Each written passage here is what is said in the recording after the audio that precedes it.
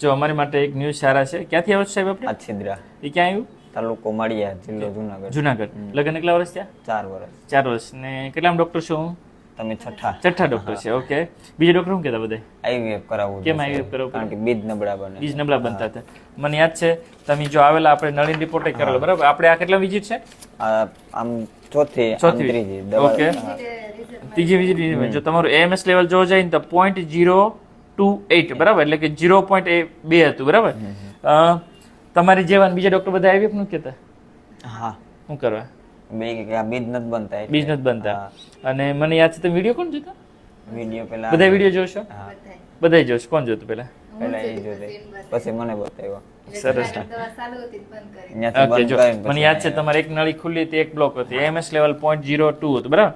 છતાં આજે રિઝલ્ટ લઈ જાવ છો. શાંતિ થઈ ગઈ ને હવે?